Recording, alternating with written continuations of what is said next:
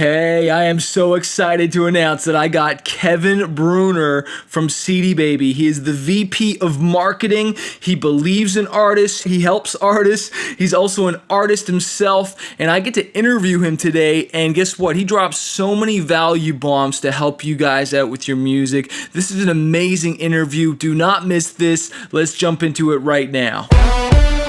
I spent the last 14 years playing over 1,000 shows, touring 22 different countries, and become a top 40 Billboard charting artist.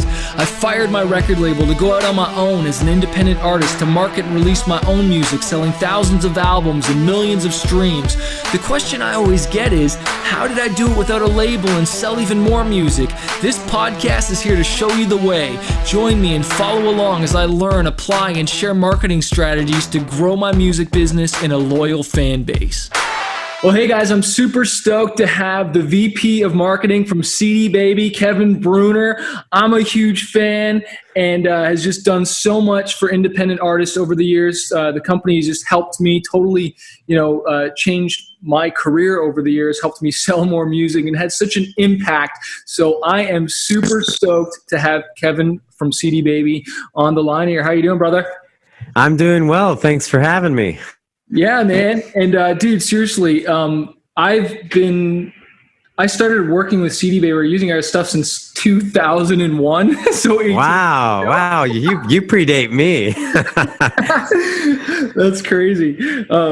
So yeah, man, I remember getting actually, it's actually funny. We were moving or something, or I found an old bag the other day, and it had the old CDBABY physical credit card swiper in there. Oh man, that's a classic. And for those of those that aren't listening, I guess that shows people to take credit cards before the evolution of Square. We would swipe people's credit cards, and then I don't even know what you call it, man. It's like a little slip, and you fill it out manually, and then mail them to you guys, and then you guys would, I guess, I don't know, process them and then send us money or something like that. Yep. That was back in the day. It doesn't exist. Obviously, I guess they just don't even have that anymore. No, because the Square Reader came out and there's no longer a need for it. So, okay, awesome. Technology, progresses, things change, which is fine. Yeah. Well, dude, I'd love to my audience to hear your story, because like you don't just work at CDBABY, like you're an artist as well too, and that's what I love is like artists helping other artists, and it's just, I don't know, you just have such a amazing perspective. But I'd love you to share like your story with like music, and then also how you started working at CDBABY and everything you guys do. Yeah, well, I went to Nashville to study music in college. I went to Belmont University, and that was one of the most challenging things I've ever done in my life. Studying music and the requirements to pass those classes, meanwhile still having to pass history classes and all these other things. It was insane. Yeah. So it was just extremely challenging. Then not only that, being in Nashville with so many musicians, all of them who seemed far more talented than I was. And so it was just, one of those big times of perseverance in my life of like, this is what I want to do. I want to pursue music, and I'm going to make it happen. I don't care if those people are better than me. There's room for us all. Yeah, man. And so while I was there, one of my roommates in college, he was friends with these guys back in Atlanta that were reforming a new band and were looking for a guitar player. And so I drove to Atlanta, and on my first day, I walked in to just rehearse and, try things out with them. They were sending these 3-song demo tapes out to all the labels in there. This was 1996, by the way. Yeah. I love it. So I started playing with them that summer and doing festivals, and just, they had always been playing. They'd been road warriors since they were in high school. Every summer they'd play like 50, 60 shows that they booked, and they had a booking agent at the time as well. But anyway, so they had a lot of shows, so I started jumping on, and then by the end of summer, we were signed to a major label under the EMI umbrella, and our debut album came out the following year, and we saw some pretty nice success We sold about 200,000 copies. We had a Grammy nomination, Dove Award nominations, and some #1 songs, and so that whole machine was going. And the thing I noticed was that with all that success, we were still the last ones to get paid, and we were flat broke. And I wouldn't say it's all the label's fault. So there was some decisions that predated me that set us up with some things like some debt and all that. But it still was. We'd work really, really hard, and everybody got their piece of the pie before us, and then we just got to fight for the scraps. Yeah. So eventually, I just, one by one, guys in the band kind of went their separate ways for a bit, and I ended up in the Northwest, where my wife is from. Oh, cool. And I just kept thinking, there's got to be a better way for artists to do this, because we have fans. It's not like we're all frustrated and not making any money because we don't have fans. We do have fans. There's just this big wall of between us and them, where all the money gets sucked up, and we just don't have direct access to them. And about that time, I came across CDBABY, and I started writing and recording new music, and started a different band here in the Northwest, and started distributing my music through CDBABY. This is like back in 2003, 2004. And just eventually started, thought, well, might as well get a job here. I'm here in town, might as well get a job. They happen to be in Portland. I'm in Portland. And I've had several other independent bands, and the band that was on a label, I don't think I mentioned, the band's called Small Town Poets. Go check them out, guys. Go check them out on Spotify, Small Town Poets. Yeah, we started making music again back around 2010, and we'd always wanted to do a couple Christmas records because we just loved Christmas music. So we got ended the hiatus with a Christmas album that did decent, and then an EP, another Christmas album, and now we just released another full-length album. Not a Christmas record, but just a full-length album. So kind of in that album promotion cycle, and just trying to make it happen still. And so I work at CDBABY. That's my day job, the VP of marketing, and so we get to do a lot of cool things with artists, and it keeps me energized for doing music and all that. So I'm in the trenches like everybody else, just trying to make things happen. That's awesome, man. And you said something like, profound there with like the way the pay goes when you're with the label. It's so true that like everybody gets paid first, the label, the publisher, the manager, and then, we are unfortunately sometimes left with the scraps of the booking agent. I personally love booking agents for the most part, because I feel like they're the ones that really work the hardest to make us make us money. But it's really tricky when you don't own your stuff. Like, did you guys sign like a full deal? So did you guys ever get those records back, or do they own the masters forever? They own them, and I've been we've had some conversations trying to recapture them that didn't go as I had hoped for a number of reasons. But actually, one album of the band's is owned by Capitol now. They acquired the first 3 albums were on one label, and then there was a 4th album on a different label. That label got acquired, and their whole catalog got acquired by Capitol. Okay. And they basically told me, we're owned by Comcast, which is a content company. You will never get your master back. Oh, wow. Jeez. So I've kind of given up on that one, but the other 3, we've had some conversations that still have not gone the way I had hoped, but there's still time. Yeah, there's still hope. And I love I'll share quickly mine. Like, I got my masters back slowly. I just actually emailed the label to get a song. There's a single, because I'm really trying to keep a track on it, and a live album that I finally got back last week. And I'm just so excited to upload it. And when I start, and even my other albums, when I started to get them back, I was like, holy crap, they were making a lot of money off me. I used to get excited about the quarterly, or biannually. They pay me, I think, twice a year, and that seems like a lot. But then all of a sudden, when I owned it, I was like, holy smokes. And you must probably have like a lot of stories of artists that like got their masters back and maybe submitting their ISRC codes so that they can keep the Spotify playlist and not lose those lists, but get their stuff back. Do you get like a lot of stories like artists like, oh my gosh, like, dude, I had no idea?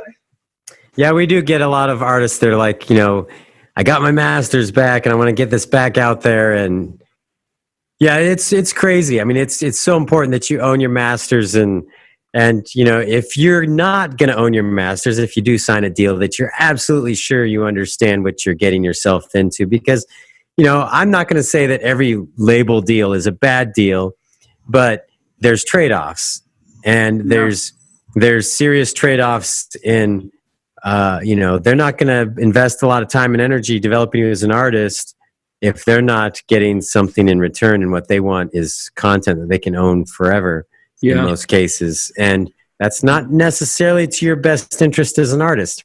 Depending on what kind of music you do and what your career ambitions are, maybe it is the best thing that could happen to you. But for most people who have a long-term view of their musical journey, it's not the best. One thing that was interesting, like when I was in that period of like having left the label situation going, there's got to be a better way. I remember seeing this article that was by Amy Mann. It was in the newspaper, and it was talking about Amy Mann and how she'd been dropped from every major label, and that she had gotten some advances but had never made anything on the back end.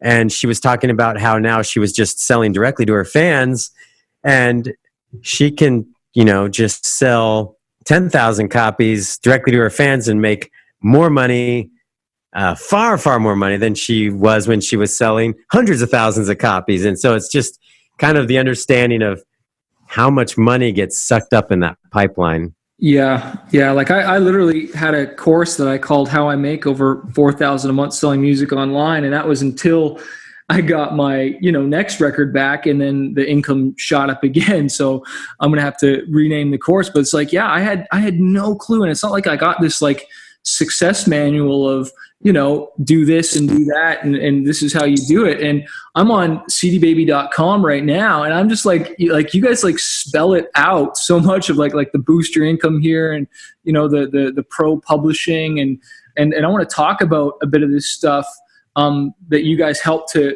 for artists to make money. Because I'll never forget, I was on tour and I literally did a CD Baby podcast, like, what do you call it? Like binge. And there was one episode that you guys really spoke to me and I didn't understand at first. Back then it was like the black box royalties and the YouTube and like, I think it goes with your guys' pro when you sign up for CD Baby Pro and you collect the money worldwide.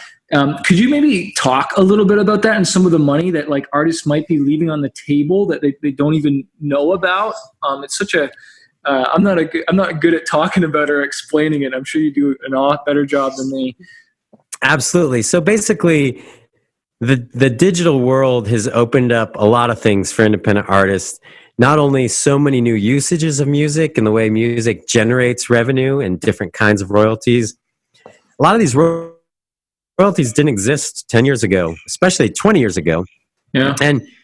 And so the industry was kind of slow to figure this stuff out. And the industry has also been used to dealing with the major labels who represent large catalogs and most of the music out there that's being used in these ways.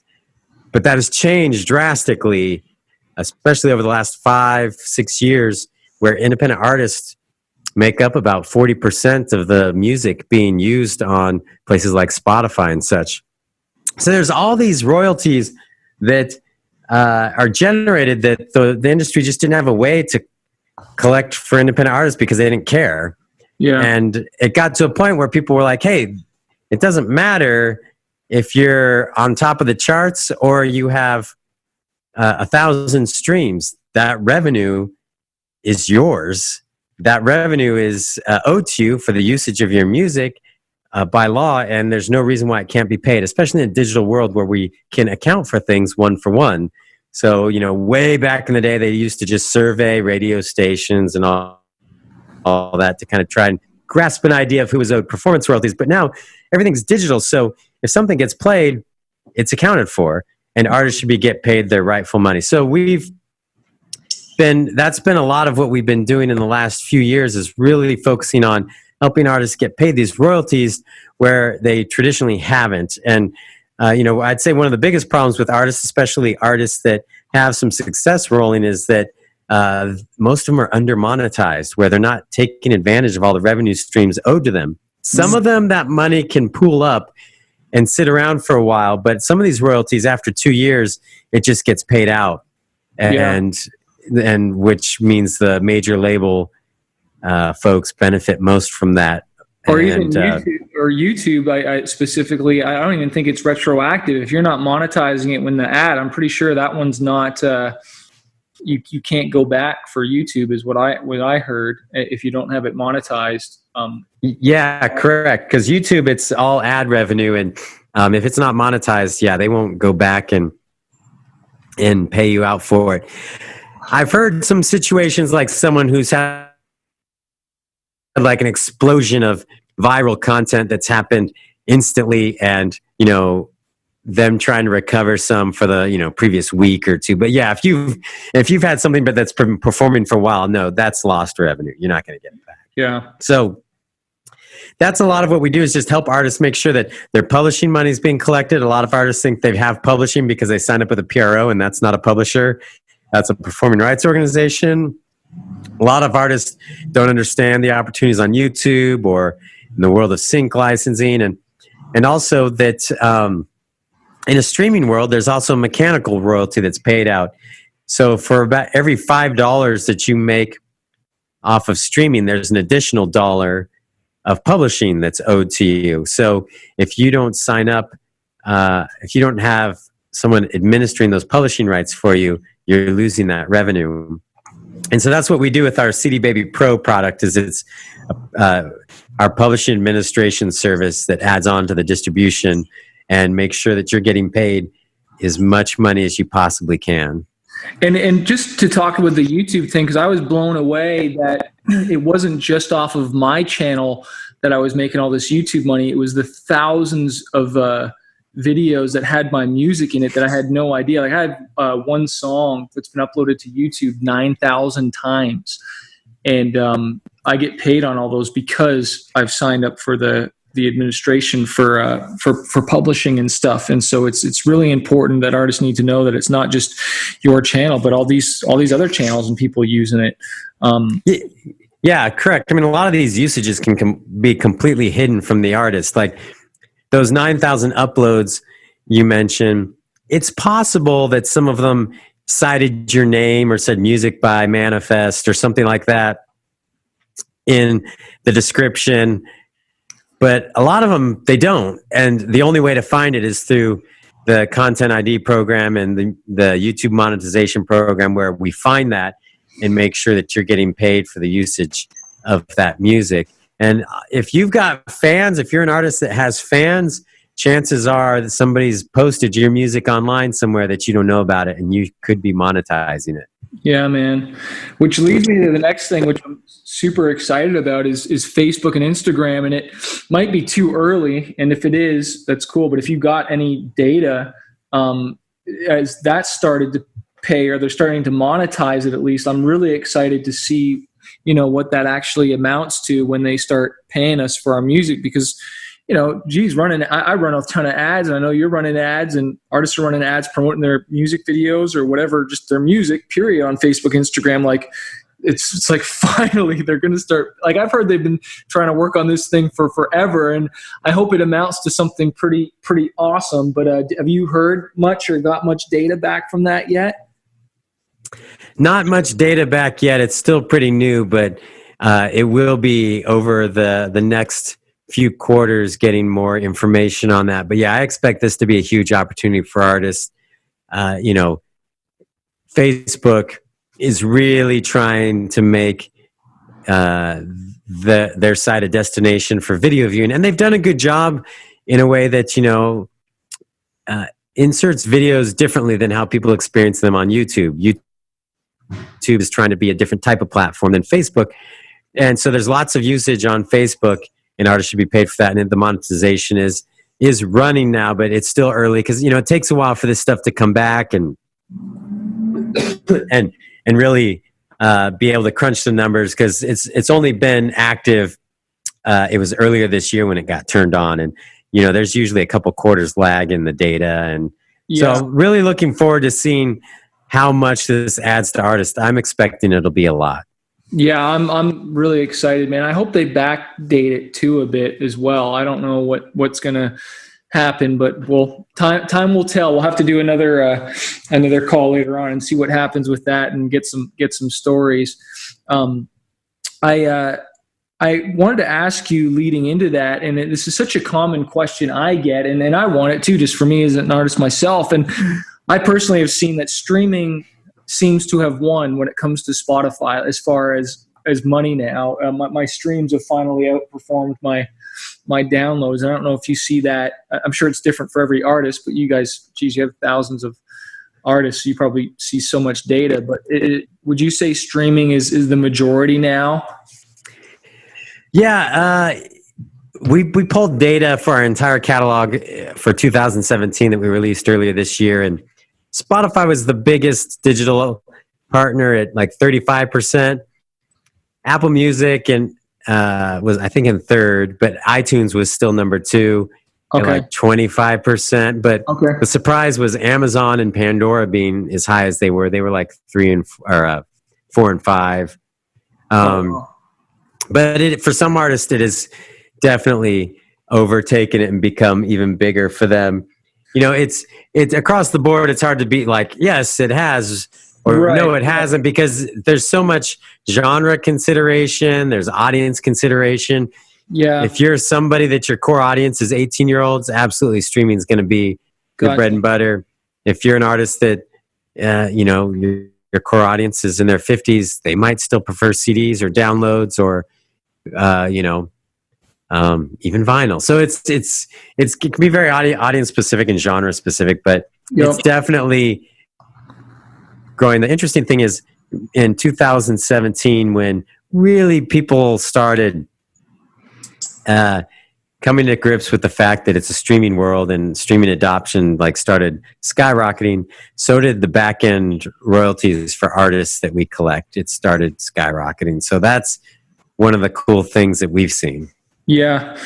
And I know, because I get it all the time, is like, how do I grow my Spotify? How do I grow my Spotify? And is that could you speak into that a little bit? I know you just did the DIY CDBABY conference as well too. So I'm also curious, do you see artists struggling with the most? Where do you see you feel like, I wish if they just did this, like kind of like what's the misconception of it all? And growing this thing and monetizing. Because I know, we're talking about money and monetizing your music, but some artists are like, well, I don't even have any fans, and they just don't get it. You know what I mean? Yeah.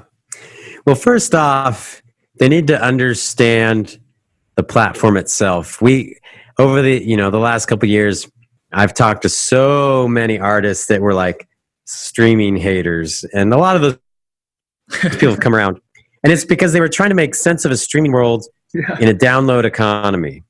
And they're just two totally separate things. Streaming brought a fundamental shift in how people engage with music.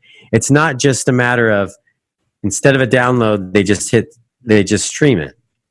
Instead of making 99 cents for that song, now I make less than a penny. That's how a lot of artists were looking at it. And it's just not the same experience. It's not the same thing. So until you let go of that idea and understand what's really happening on the platform, you're always going to be frustrated, angry, and not taking advantage of it. So, for example, we went from a buying economy to a playing economy, where in a buying economy, you have to know what you're going to buy. Yeah. You have to go into a store or go to a download store and know what you're going to buy or plan to buy something. In a play economy, all the barriers to entry are gone. All I got to do is push the play button. Yeah. And so the ease of getting someone to sample, or the barrier to getting someone to sample or try your music is virtually eliminated. But on top of that is that really listening has gone from a intentional experience. Not only did they have to go figure out what to buy, like you had to go, I want to listen to this album right now, and I have to go select it, as opposed to, I'd like to listen to music that's chill music while I work for 3 hours. Or Yeah. So people are thinking about music in a more experiential sense and less about every artist that they love. They still love artists and follow artists and save their music, but that shift has opened up so much more exposure for listeners to hear new music that's really benefiting independent artists. That's good. People are talking to devices. They're saying, "Hey Siri, play me songs for a rainy day," or Alexa, play me some workout music, or play me the song that has this in the chorus, or play me songs that all say this in the chorus. Build a playlist off of this idea.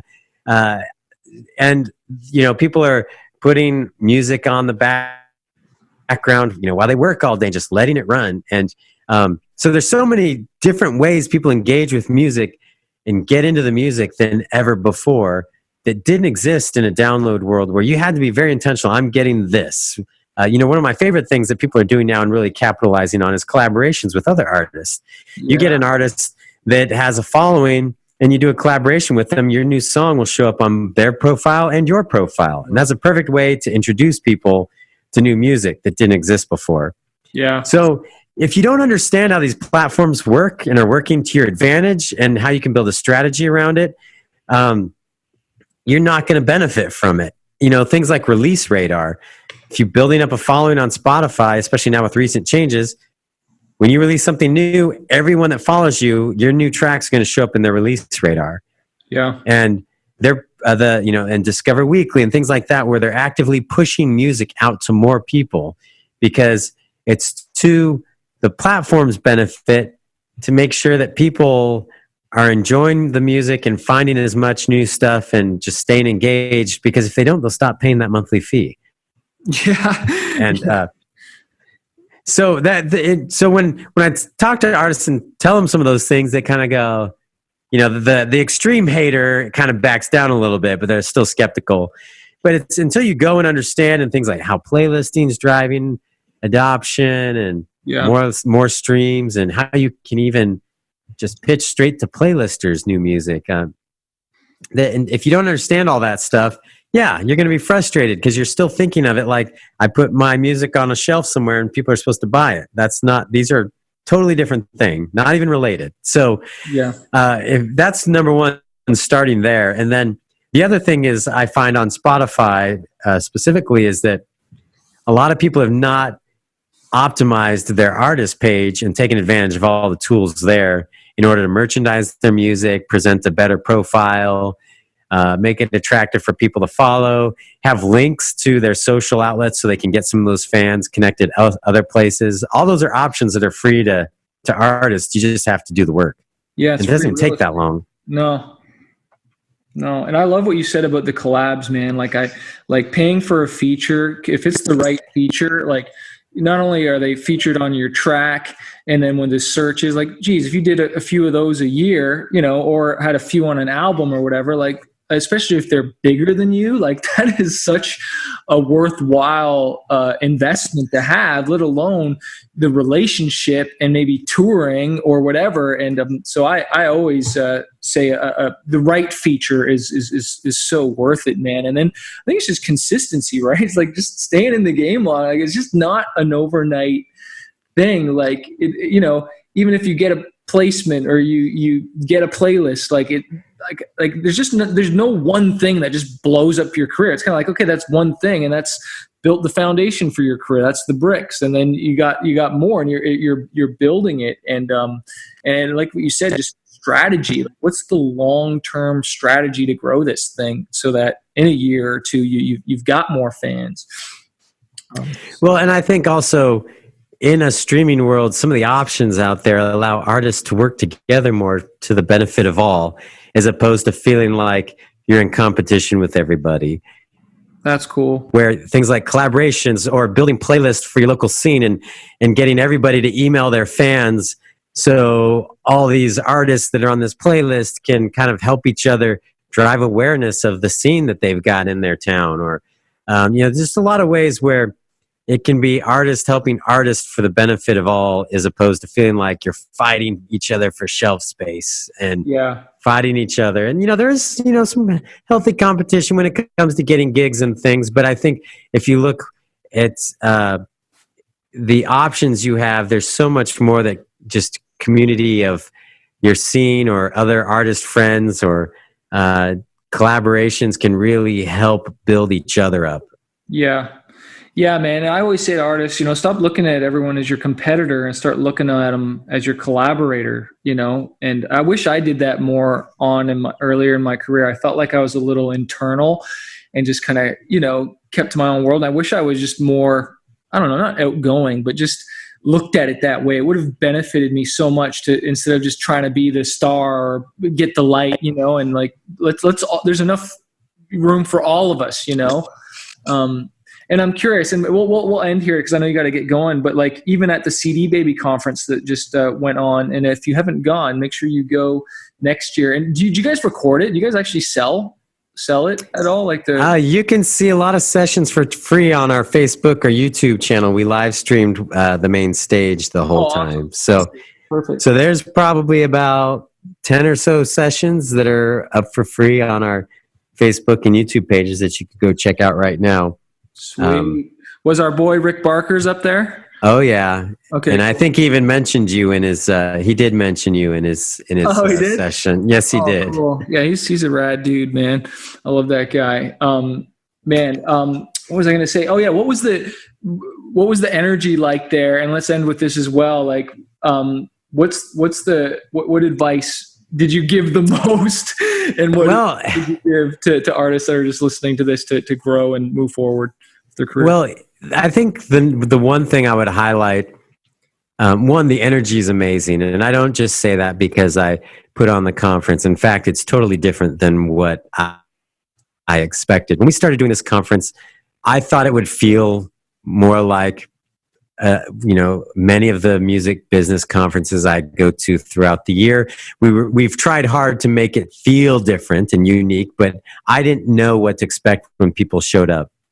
Yeah. And our audience is like 85% musicians, where an average music business conference is probably like 60, 70% business people and maybe some artists, depending on which one it is. So ours is mostly artists, and the thing is that people are just overwhelmingly happy to be there. They're just so excited to talk to other artists. It really feels like a family by the end of the weekend. And having done 4 conferences, actually 5 if you count the one in Valencia, Spain that we did this year, there's people that have come every year that it's like I consider friends now. And I see them and I'm so excited to see them. We hang out. And the other thing is I've been just blown away by the level of artistry across the board. I think a lot of times as independent artists, we feel like people maybe give us slide us like, oh, they're just independent artists. I'm like, man, there was some serious, crazy next level stuff I saw at our conference this year. And I'm always blown away by the artistry and the level of people that are there, the quality of the music, their commitment, their heart for what they're doing. And it just feels different than any other conference I've been to. And so it's kind of the sad thing when it's over, especially for me and my team, because we spend all year planning it. Yeah. It's a lot of stress. It's a lot of blood, sweat, and tears. And when it starts actually happening, there's a lot of nerves and tension running. Like, is this going to go well? 1,500 people showed up to a place. Yeah. Anything could happen. And it's just this emotional high. And then like, by the time we're really able to enjoy it, when the conference is winding down on Sunday afternoon, it feels like, oh man, it's already over. But it's such a great experience. The content, we work really hard to make sure that it is useful content for independent artists to help them move their career forward. And, every year I feel like we have some big hits, maybe a few misses, but we learn from it. And it's, I felt like also this year we had a lot of cutting edge information. That's what a lot of artists I've heard mention, like, man, I didn't even know this stuff existed. Like some of the Facebook advertising stuff Rick was talking about. Yeah. A lot of people, playlisting is still a new concept for them. We had YouTube was there, Pandora was there, Spotify was there, all there to help independent artists better understand their options on their platforms. And so it was just, the place, to be. If you're going to invest a little in your conference, in your career, you should make plans to come to it next year in Austin, September. Is it September? Man, my mind is blown. It's not September. It's August. That's what I meant to say. Okay. It's been a long week. Not only did I do the conference, Chris, I got to tell you, I like to really stack it deep. And I did a show in Atlanta with my band, Small Town Poets, the Wednesday right before I went to Nashville to do the conference. So I was spent. By the end of the week, I had no idea what I was doing. And then got hit with a cold at the end. I could barely talk by the end of the conference. So August. It's going to be in August again down in Austin. Okay. And, speaking of Facebook ads, it was you that let me know that Facebook actually has all their advertising people down in Austin. So I'm hoping to get them out to the conference to do. I was just going to say that. I think it's a lot of stuff. Yeah, I think my guy Paul, I can't remember who my rep is now because he just changed. But that would be rad, dude. I was just going to say Facebook is there, so that'd be totally awesome. So hey, so can people go get tickets now at CDBABY? Can you get not just yet? We should have tickets up very soon. If you're not on our email list, go to our blog, the DIY Musician blog, and sign up on our email list. Or just if you don't have a CDBABY account, even if you're not distributing something right now, you should go sign up for one because that gets you free access to our show.co marketing platform, which is amazing. And all you got to do is create an account. So just go do that, and then you'll be on our email list, and we'll let you know. We'll have them up in the next couple weeks. The early bird tickets, we'll start selling them. Awesome. And it's going to be at the Hilton there, right by the convention center. And sweet. And because it's the live music capital of the world, we're going to try and make for some more live music opportunities for artists. And dude, that is awesome. Dude, you killed this. Thank you so much, man. You provided so much value, and thank you for coming on today's podcast. Make sure you go check out Small Town Poets. Go to cdbaby.com. Go get those tickets when they're up. Go create an account. Get on the email list because you guys provide so much value and helped thousands and thousands of artists, including me. So thank you so much, man, for being on today's show. Absolutely. Anytime. Yeah, dude. So if you're a struggling artist and you're just trying to figure out this music industry, you want to go full-time with your music, you want to get noticed on social media, or learn how to launch an album, an EP, or just get your music more marketed out there, I want to encourage you to check out my coaching program called Fanbase University. Every single month, I jump on the phone 2 times with my students and I coach them and I teach them how to market their music, how to get noticed, how to handle booking agents, record labels, and just get their music out there. Also, you get access to exclusive training. You get interviews with music industry professionals. If you want to find out more and not do this on your own, not struggle, because I've wasted thousands of dollars on my career and now I want to coach other artists. Check out my program, fanbaseuniversity.com, or click the link below to find out more info.